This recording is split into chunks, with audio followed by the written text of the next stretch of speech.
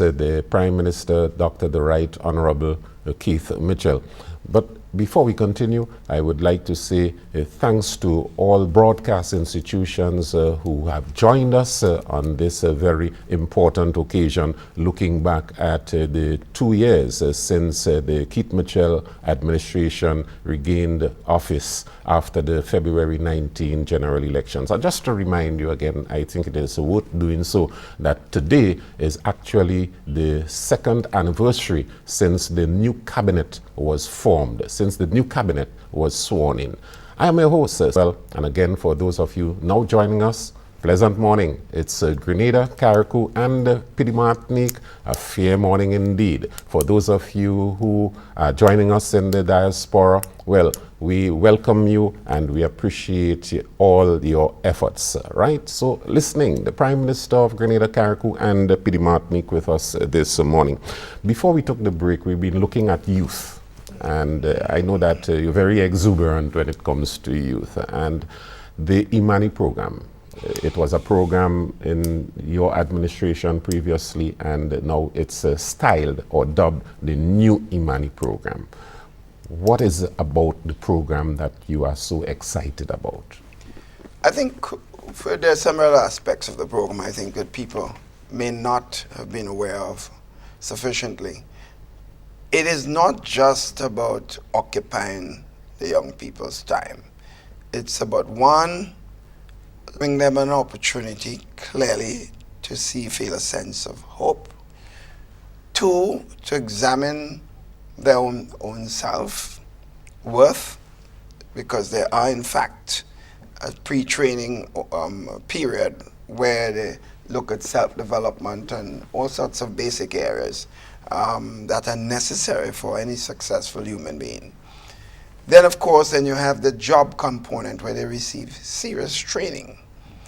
Then, of course, there are opportunities to be involved in direct services at different areas and different levels. That's another area. And probably the last one, and probably more importantly, is to look at their future and decide, by the time the 2 years is over, what really do I want to do with my life? Which area do I really want to concentrate on? Do I want to provide a service to my community, set up a small business? Do I be involved in some agricultural activities? Any area they have an opportunity. Do I want to continue my educational development, where I can get into the teaching profession or some other area of service to the country as a whole? There's so many different approaches to this, which is an opportunity. That's why I believe the program is so useful. Also, let's face it, in any society, there will be some of our young people who are misguided.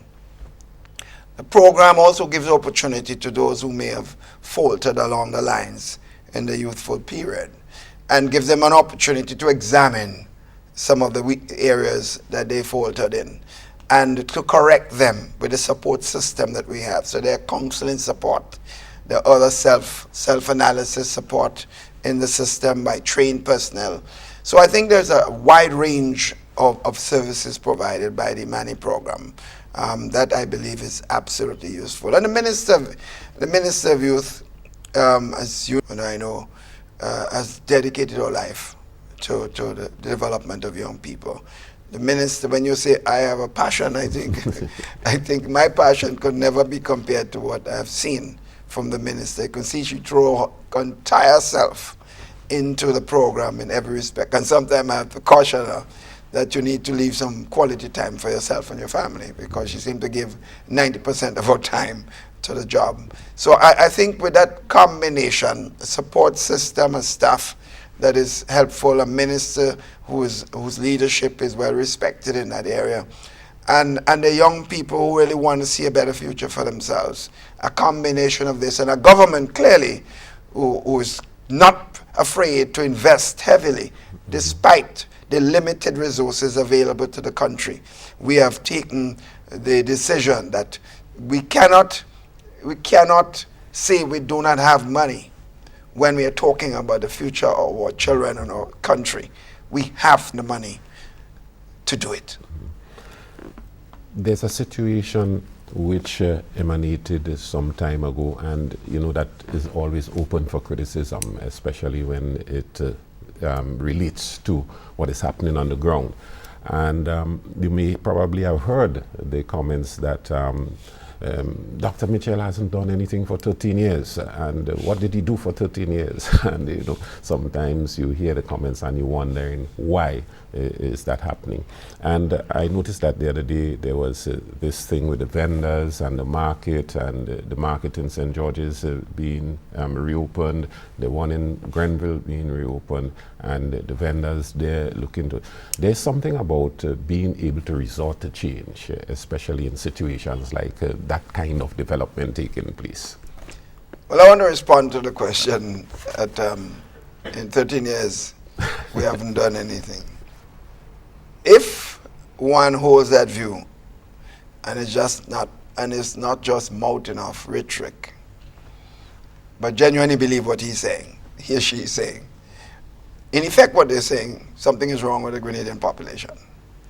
For the people of your country to give their support in an open democratic process, when in fact someone, in the case of myself, have been vilified and attacked in the most vicious way, whose character has been really, or everything has been said about me.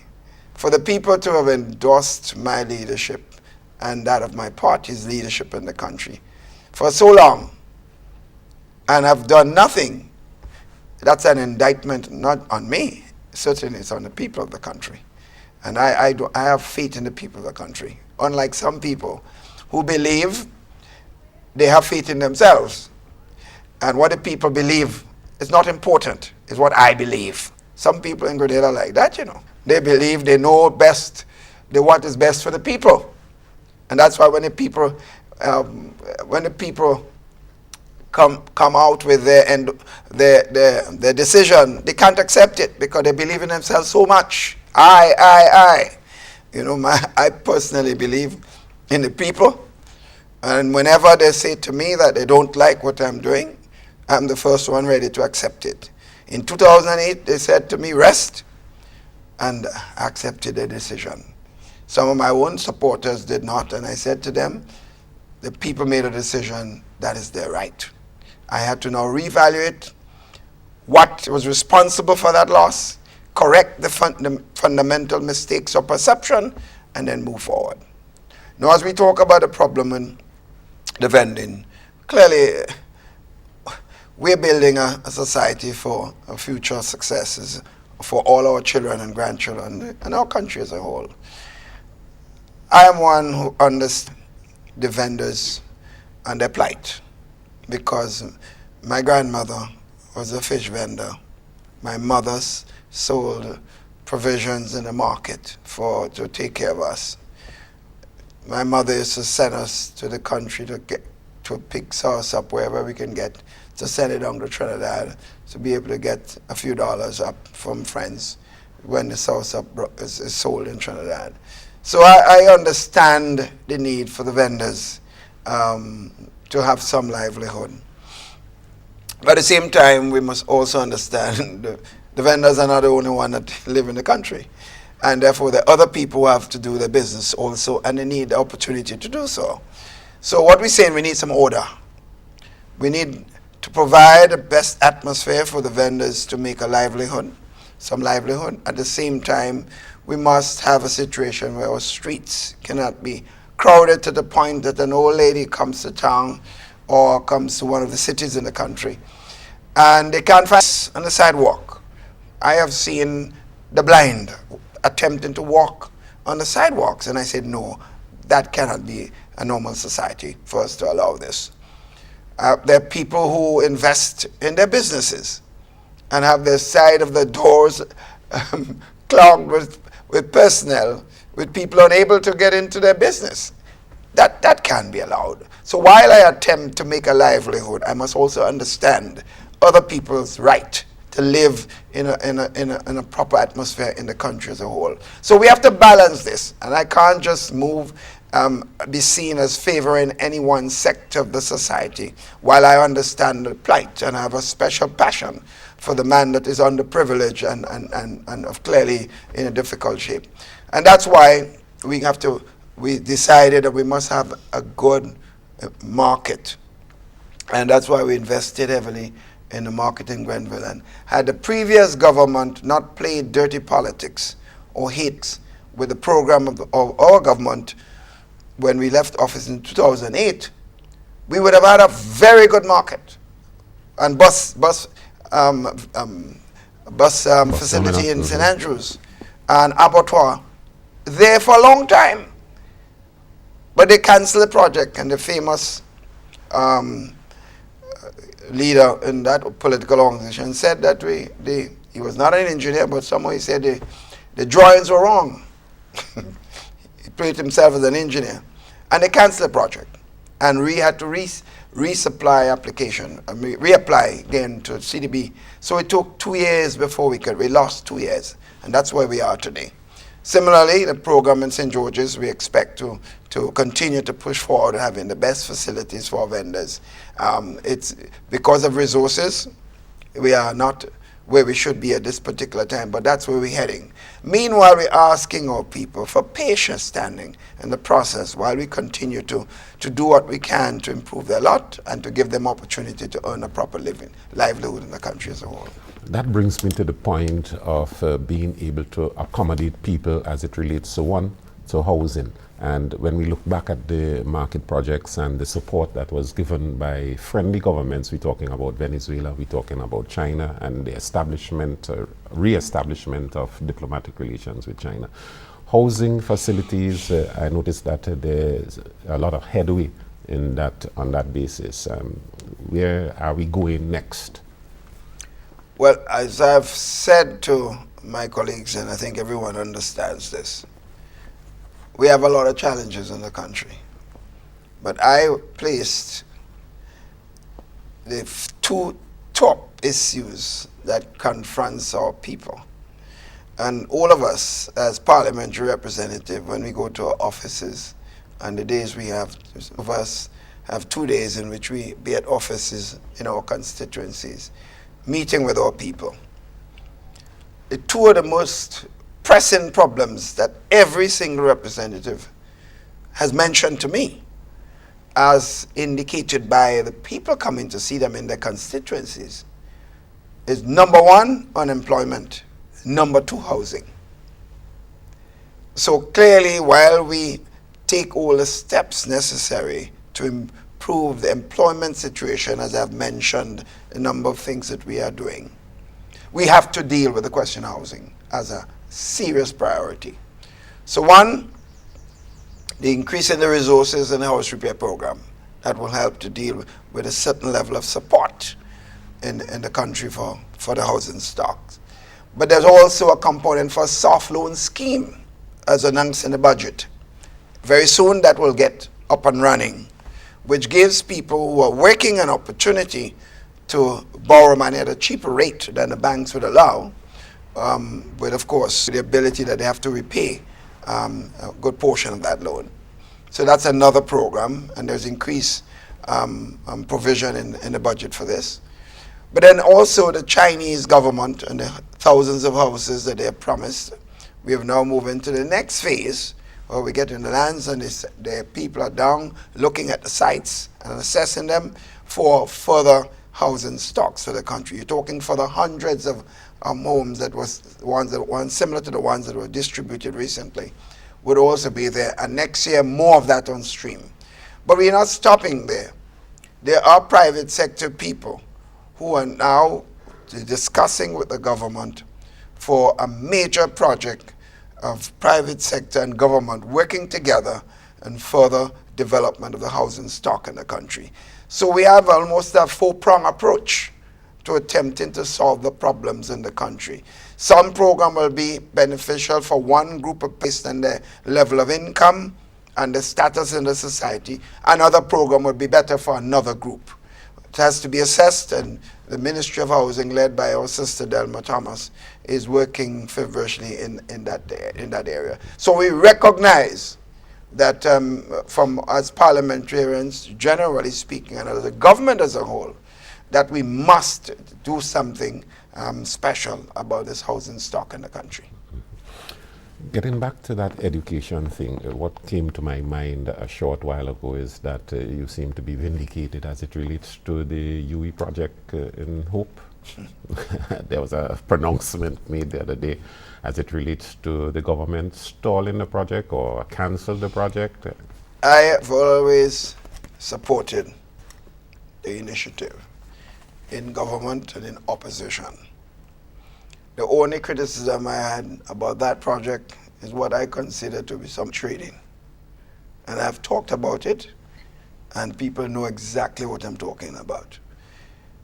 Apart from that, and that's where the NNP is different from others, we do not allow our view of how a project is started and what some of the weaknesses of the project to interfere with the decision or what is necessary for the country if the project is a good project for the people of the country. And as I mentioned before, education is the way to go.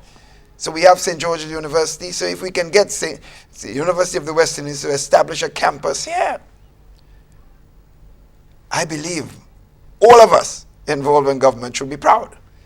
And therefore, who initiated that development with the University of the West Indies would always get credit for having come up with that idea, because it's for the people of the country. And I think the recent pronouncement by Sister Bardo clearly vindicated the position. Those who were saying we are deliberately holding up the project, she made the point. She also made the point that there's some aspects that we depend on the government for, and we are now looking at how we can meet that so that we can get the project moving. There will be hundreds of jobs in the construction phase, and particularly that side of the country. There will be serious opportunity for ancillary businesses, because if you have a university in a particular area, there will be all kinds of things. Vendors will get opportunities, shopkeepers and the entrepreneurs in different areas. The agricultural sector will benefit with being able to service that particular, the people in that area. Those who are interested in providing things like food and other stuff will also have opportunities. So the sky is the limit for other activities. So we can't go wrong. So this project with the University of West has my absolute support and that of the entire team in the government. And therefore we'll be moving aggressively in that direction. Dr. Mitchell, you recently came back from 2 specific meetings, so all within 1 week, the ECC Monetary Council and CARICOM. The ECCB Monetary Council, what specifically transpired out of that you see is important? Well, I think I heard the PS in finance, who's also on the board of directors, spoke to one of the decisions that was made at the Monetary Council to reduce the minimum percentage given on savings. So it was the 3%. In other words, the bank can be flexible now to go down to as much as 2%. Then gives it room to do a number of things that it says it cannot do at this particular time. So that was one major decision. You may in the future liberalize it completely, you never know. But another major decision was the question of how do we deal with the problems faced by the local banks in the region. In some of the cases, some of the banks are in difficult and real problems.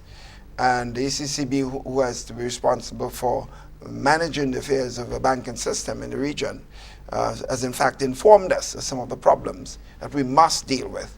So that we have in fact taken some decisions to correct some of the deficiencies in those areas. We're looking at the new Banking Act, for example. It's being proposed that all legislation has to be brought forward to deal with the banking sector as a whole in the region. And the question of the future leadership of the bank, because Sir Dwight Venner has been in the bank for a lot of years, and clearly one person can't remain to eternity in an institution. So all these are such decisions that we looked at and will be made to protect the country's financial system. CARICOM? I would say it's a challenging period for the region, very challenging. There was the issue of, clearly we discussed, the issue of the CCJ, because as you know, many of our countries are paying right now to service the present CCJ. And even do wrong things in government and expect that a party and a government will say, yes, you vote for me, and therefore you ought to continue to do what you're doing. Can't support this. There's some of us who believe that even if they are given a chance, because they don't like the government and they don't like it much, they will do things to sabotage the government. I will not tolerate it, and I don't government will tolerate it. So I'm giving a fundamental philosophy of the way I see this country going. Whether it's NNP, NDC, if you are wrong and you're not doing what is best for the country, then you have to come to terms that maybe you need to go and work for yourself. Because then you can do what you want to whoever you want. And people have a right to stay far from you in that equation. Now, therefore, national unity is key. I will not move away from this. My period in government will end on a note of national unity. I may not be perfect, because I am not a perfect person. So I may falter along the road, but I'm willing to correct it and stay on message, stay on what is best for the country. Our children and our grandchildren will never forgive us if we don't stop the backbiting and the pulling down. That must stop. But I can only speak for myself and those who have the opportunity to provide support for and help. But those who persist in that direction, I'm sorry for them. Because I see something happening in Grenada, and a lot of people may not see it. People are rising above personalities. People are more prepared today to accept the differences with each other and work for the better good of the country. Some of us can't see this because we are so much into our own selves and what is best for us individually. But I'm confident that the country is lifting itself. I'm confident that our people are much smarter than the politicians that now exist. And only those who can understand the wiseness of our people will survive in this political period. Dr. Mitchell, I want to thank you for the privilege of me in your office this morning and looking back at this period of 2 years. I know it's a hectic task. I've had my share of it just as well. And looking at the situation, recognizing that Grenada has to move in a different direction. And I know that your vision is well respected, and it's good to steer the course. The social partners, along with you, with that kind of cooperation, I think it is a matter of going forward positively. Thanks very much for affording me the opportunity. It's good to have you, and I appreciate the opportunity to speak to you this morning, and of course to speak to the nation through the length and breadth of Grenada, CARICOM, Peter Martin. Thank you. Well, this is where we end our program this morning. Grenada, CARICOM, and Petite Martinique, the Prime Minister, Dr. the Right Honorable Keith Mitchell, right in your living rooms. Looking back at 2 years since regaining office, today is the second anniversary of his cabinet being sworn in to run the affairs of Grenada, CARICOM, and Petite Martinique. It was nice having you, and for all you broadcast institutions who tuned in to us, we appreciate it 100%. We will see you again next time.